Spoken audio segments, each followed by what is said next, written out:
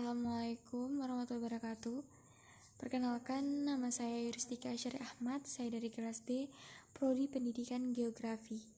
Di sini saya akan menjelaskan tentang 5 jenis gempa beserta penyebaran dengan dampak bagi masyarakat.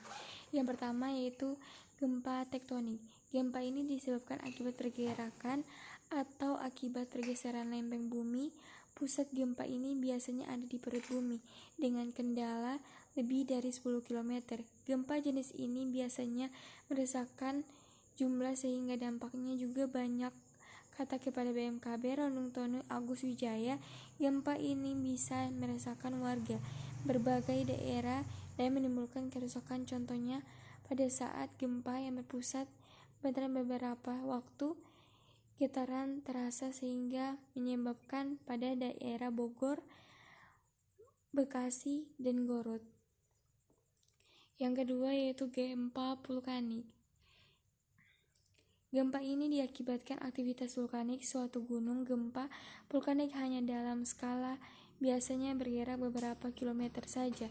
Gempa ini terjadi karena magma bergerak naik. Saat naik, itu terjadi pelepasan energi yang membuat daerah sekitar merasakan getaran gempa.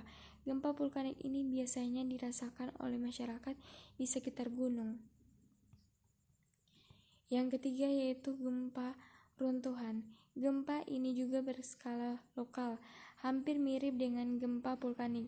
Gempa ini terjadi akibat adanya runtuhan tanah, longsor suatu yang runtuh itu getaran akan kerasa, tapi hanya jika diruntuhkan sebagai banyak gempa akan terasa. Yang keempat, gempa tumbukan. Pernah membayangkan ada yang beda dengan seperti meteor yang jatuh ke permukaan bumi.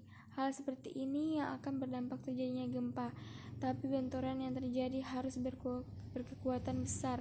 Skala dari getaran atau gempa sendiri akan tergantung dari kekuatan benturan, termasuk ukuran berada langit. Gempa bersifat lokal hanya saja tidak terasa.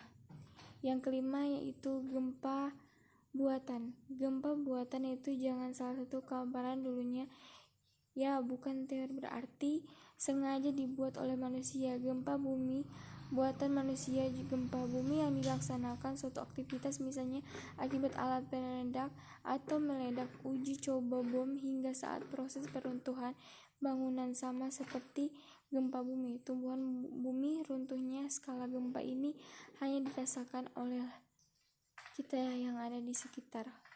Oke, itulah sekian dari presentasi saya.